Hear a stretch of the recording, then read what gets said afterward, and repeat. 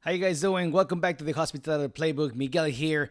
We're going to be speaking about hiring negotiations in this episode. So, if you are in the midst of transitioning jobs, looking for a new job, or maybe you have an interview already set up, pen and paper is what you need. Take some notes, ask more questions, let us know what you think, and let's get into this topic of this episode itself. All right, so hiring negotiations. We all have gone through something along these lines when we have had a job, regardless of the level entry and or the position that you're looking for. The interview is the part that you have to have as a given. So let's talk about getting into different positions in hospitality. When you are looking for an entry level position such as support or front desk or server or something like that, there isn't a lot of wiggle room for the actual negotiation itself because the law is the law, the hourly rates are what they are, and a lot of the money that you're going to be making is actually based on gratuities and tips, right? But once you get into management, and once you start looking into different positions, and now you are in this path of growth in terms of your career as well as within hospitality, the negotiations start taking place depending on the job, on the position, as well as the company that you're applying for. Some businesses are standalone businesses, and that gives you a little bit of an understanding as to what is the money that you can make working there. And some other companies tend to be multinationals, right? Like they have locations all over the world, or in this case, all over the US. And that way, you know that the financial muscle behind it is actually stronger. So that way, you can kind of understand whether you can ask for more money as well as what's going to be expected of you, because the bigger the money you're asking, the bigger the responsibility you're going to embark on. So I have a few things, a few questions that were asked. So the salary discussion, you have to know your base. You have to know you cannot go into a negotiation without not knowing what is your base number. You say, okay, I will not take this job for less than, and that number is something that usually is a number where you're making currently, right? Like you don't want to make a side move, you want to make a move forward, and that's something that you should also communicate when you're negotiating and when you're speaking about what is it that you're expecting from this new position.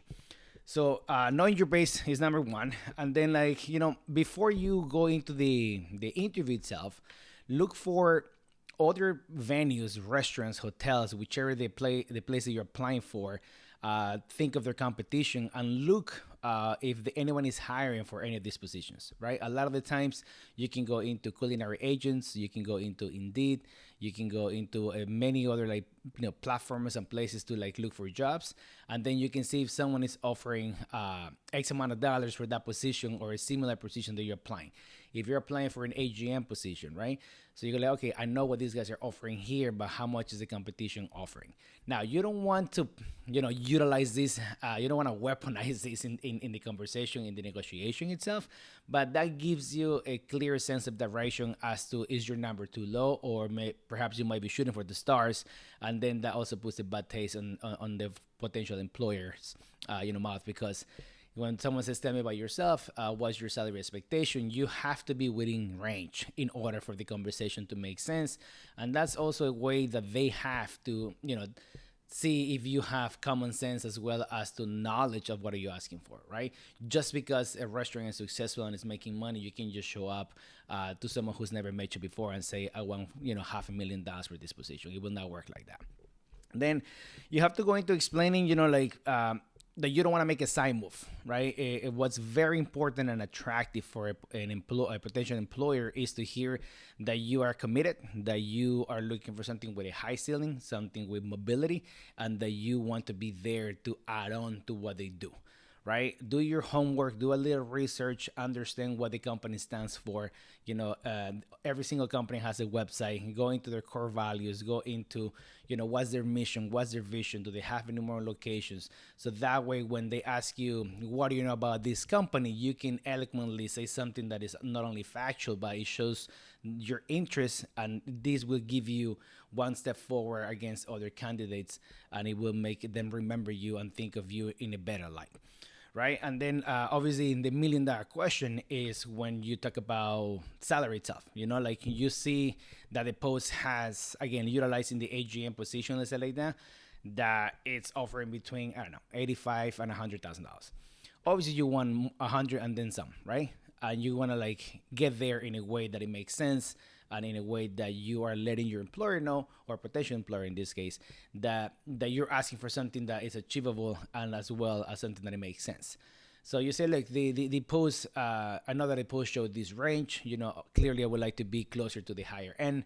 I understand that the job's responsibilities are A, B, and C, and I think that I will be a good candidate because I have proven my commitment in this place. I did this in the other place. But do not forget that you're also interviewing them as much as they're interviewing you. And you want to make sure that you ask the good questions, the key questions, and questions that are gonna make them think, and not in a way to put them in a spot, but in a way that you go like, oh, all right, like this person did not only show on time, did not only ask good questions, did not only the research, but the combination of all these things would truly separate you and give you advantage. Because usually, when someone is hiring, they gotta go through a second, third, or even more rounds of interviews just because it's a commitment, right? Like you're looking for the job and you're hoping that this job, it's amazing not only financially, but it gives you sense of direction that adds on to your career, that is a healthy work environment. And as an employer, training dollars, time, energy, harmony of the teams, making sure that you're putting a good player to lead. That way it becomes this dance of like, I ask you a question, you ask me a question, and we combine and we make something pretty cool happen. By default, the percentage of wiggle room in terms of dollars themselves is 10 to 15%, right? So like just know that if you're gonna ask for more than $100,000, it's gonna be tricky that they're gonna for you to ask for 120. The answer more likely is going to be no, right? Especially because that is like the higher end of like 85 to 100, right? On one end. On the other end, you could perhaps say that you want a bonus, right? Ask them if there is a bonus structure. Ask them how does that work. On the questions that I usually ask when I'm being interviewed is I ask them about the core values of the company. Not so much because of what they're going to say, but how are they going to say it, right? If the person interviewing me is not eloquent and is not good and direct to like, we stand for this, this is how we do, this is what we do. And it's like, well, like usually blah, blah, blah. Like you can, if the person interviewing you doesn't deliver an answer that is like strong, then you kind of have a little bit of advantage in terms of like, how can we negotiate better? Because they shouldn't be hesitating with this question itself. And then also ask if there's any bonus structure attached to it, right? Maybe you don't want to say, hey, I want $120,000, but in your mind you think, how can I get this extra 20 grand, right? Ask them if they have any KPI structure in order to get to the bonus a percentage that you would like to achieve. Well, is this yearly? Is this bi-yearly? Is this something that they can do quarterly? You can break it up and be like, you know what, maybe if we do X, like $5,000 every 6 months, and then a $10,000 bonus if I achieve everything. And then you can kind of like go into sales and so on and so forth. Another question that I like to ask that I think it makes sense is, what is their weekly revenue actually, right? And what's the breakdown into beverage and food, just for you to understand what's driving this business. And after that question, I also ask, what is the size of the team that I'm going to be overlooking and or managing directly? Because that way you can portray a picture in your head of say, okay, as an AGM, I'm going to be directing 2 managers and 30 employees directly. And that comes with hitting these numbers under this usual breakdown. Let's say that is 60% beverage and 40% food. And then also you have all these hours of operation, and then you have to be on the floor. And at the same time, you want to push those numbers, and then you start thinking, okay, can I push these numbers more on food and or beverage? Do we have slack or wiggle room on brunch, or is it late dinner that's getting weak, or whatever the case may be? So you start talking about more precisely as to where you can compensate and what is your plan in order to drive the business towards the direction that the company has. And then you start kind of like, insinuating that you don't say it's not going to be for free. You don't say, well, if I do this, then what am I getting out of it? You have to remove the transaction out of it in order to make it a conversation with a common goal. And that way everyone, comes together for the same goal and with the same purpose. Another question that I like to ask is, within the job description that I'm planning on embarking on, if I were to be considered the right candidate for this position, what is the 80/20 rule of that job description itself? What is the 80% of it that I have to get involved with, and what is the 20% of it that's going to generate either 80% of the things that I want out of, or what is going to generate 80% of the problems that I have to, take care of. Like, what is the pressing matter? What is the biggest thing that you're facing a challenge with right now that I can come in and help you solve? That way your problem solving comes across, your team player, like a soul, let's say, that also adds on to the conversation. And it's usually a question that the interviewer really appreciates, because nowadays no one really rules by force. No one really rules by fear. Like the Roman Empire didn't work out, so don't think that your style will. So what you want is to make sure that you're a true leader, that you install the things and the values and the vision that you want out of your team, and the team can relate and see and feel it, so for them to also do what you're asking them to do, rather than drink the Kool-Aid, work here, do what I say because I'm your boss. Like, usually people don't quit jobs, people usually quit managers, and you don't want to be one of those people, right? And then you can keep moving forward, and then just do like, like the conversations, the follow-ups as to how the whole thing can work out. You have to be grateful. And another thing is, like, don't be super quick to send a follow-up email after the interview.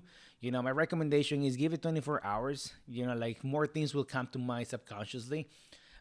Usually if you go like, I don't know if this is the right place, 9 out of 10 times it's not the place. So don't waste your time, or others in this case, and your energy. And that way you also want to make sure that when you come back and when you do a follow-up email, is within 24 hours, and do it usually during the day, right? The person who interviewed you is someone who's in charge of a position and a team. And the morning is like the key part of organizing everyone's day. So if you send an email at 8 p.m., that's going to pretty much sit there and be responded the following day, which you don't want. And by the day after, everything is going to put on the back burner, because the interviewer might be interviewing, I don't know, 30, 40 people. So what you want is for your thank you follow-up interview to have that on the subject of the email. Thank you for your time, or thank you for the interview, or something short and sweet that, the interviewer clicks on it. And then the email itself cannot be super long, right? Make it like 2-3 lines max. Thank you so much for taking the time to meet with me yesterday. It was very interesting to hear about this opportunity. I would love to add on to the company because I see myself growing with you guys. That's it. That's all you have to say, right? It's just more of like a reminder that here's my name. I did apply and I am interested. That's it. Everything else you will have the chance to talk about if you're the right fit, and or if you want to accept the offer, right? So like, those are the things that you want to make sure that when you're negotiating, you're interviewing as much as they're interviewing you. You're asking for what's the base of the salary, what's the top of it. You want to ask for mobility. Are they big, with promoting from within? You want to ask, like where do they see the company going in 3 to 5 years, because you also want to be part of that trajectory and growth, not only as a business but also as a person and as a career. You want to show commitment, and you want to ask them the questions that are gonna make them think slightly differently, and like, instead of just like the basic questions: do you have benefits, do you do this, do you pay for my transit, do you blah blah blah. Like, that's cool, but that's gonna be on the offer letter, right? Like, that's something that you can get yourself out of, like, basic research about the company. So these things you want to like make sure that it doesn't come across as like, what are you offering me, but instead is like, what you're offering me and what I'm offering you, is this a match? So ask those questions, just ask them when it makes sense, and feel the temperature of the conversation, but do not open with these things, right? You want to make sure that if you have a wedding planned out, right, it's not the first thing that comes out, right? Because you don't know if they're going to offer you the job or not. Do not mention this in the original interview. Make sure that you do this once the conversation you see it going somewhere, right? Then you go like, by the way, I didn't want to burden you with like personal things that I had planned out already, but now that I see the conversation is getting to a point, I feel like I have to mention it, because I don't want this to be a deal breaker or something that throws the whole conversation off. right? Something along the lines of like, like the money that you want, or like the size of the teams you're gonna be managing. Take them as like a fun, open arms challenge, rather than like, yeah, but like at my other job, like I was only managing 15 people for the same kind of money. Nobody wants to hear this, right? You are applying for the job. This is the opportunity. You want it or not. That's exactly how we're thinking when we're interviewing people. And that's kind of like the whole trick of it, right? Like, I understand that everyone has expectations, but just when you're a guest and you're going to purchase something or to dine, or you do anything online, like you don't care about anything else or the similar product. You care about the one that you're trying to get, and you want the best out of that one. So it's kind of like the same thing. So as a wrap up for the whole topic of hiring negotiations, I will summarize it in a few points. Salary discussion is important. Don't get bottlenecked on it. Make sure that you understand what's like the base and the top number of the salary itself. Looking into similar venues will give you an advantage of understanding for how much you can ask. Just that way, you're within the realm of regular numbers within those positions in actual time in that given industry as well. Maybe it's bars, maybe it's nightclubs, maybe it's restaurants and or hotels. You can also make sure that you understand what's the 10 and 15% in real numbers when you are trying to like, be like, what about this or what about that? What are the chances that I can get to $110,000 instead of 100, right? Like if I'm here after the year, like do you see that I can grow with this or that, or like how do you see the business moving? Because if they don't know what's the percentage of growth that they want the business to go, you're not getting that raise. That's just as simple as that, right? Like, and that gives you also an opportunity to understand where do you stand and what kind of company you're about to get involved with. KPIs, key performance indicators, right? So KPIs are like, if I maintain X rating, throughout social media and or platforms like Yelp, Google, TripAdvisor, whatever the case may be, if I keep you a 4.6, like this is what I would like as a bonus. If I push it to 4.7, this is what I would like as a bonus, whether that's quarterly and or yearly, whatever the case may be. If I lower your turnover on training and or on the staff, like what's the number or the percentage that you want to get to, and I can shoot for that and then get a bonus attached to it. Another KPI that is pretty standard is also sales, right? Like how can I make sure that the sales get to the numbers that we want? How do we do the staff trainings? How do we teach the staff to like sell organically, rather than every time that someone says, what do you recommend? The server, the bartender, or whomever it may be, recommend you the most expensive dish in the menu. That's not organic. That just comes as like, I'm here to like put my hand in your pocket, and a lot of the times it backfires rather than anything else, right? As for the size of your team, that puts the actual job weight on the table. I'm overlooking 80 people. Well, that's a big job, right? So like that makes the person interviewing you understand that you want to have your hands around it, and that you're really thinking ahead and you're proactive at it, right? And then as for the core values, right? The core values, I love that question, because they should be able to tell you exactly, we're an equal opportunity type of establishment, right? We do not discriminate, blah blah blah. That's something that you want to hear. The work environment is healthy. We do have a solid infrastructure, whether it's a finance department, whether it's HR department, where there is marketing department and whatnot. So that you can lean on an actual foundation. And then, like, what do you stand for, right? Are you here just to make money? Are you running a balance sheet, or you're running a team of humans who have feelings and care for each other? So understanding that those answers will give you clarity as to like what kind of a culture of a company you're going to be in. And then do the follow-up email. The follow-up email should be short and sweet, with a Tyler saying thank you for your time, or thank you for the interview, or something along those lines. Do not imply looking to hear back or something like that, because that's also implied, right? If you have the right candidate, you will hear back. But then just kind of like drop a line and saying thank you for your time. I'm very interested about the opportunity. I would love to discuss any further details, were I to be the person who you think is a good fit for you. So that's it, guys. That is hiring negotiations. If you have any comments, any questions, please drop a question, drop a line on our link. Follow us also on YouTube, and I hope to talk to you on the next topic. Take care.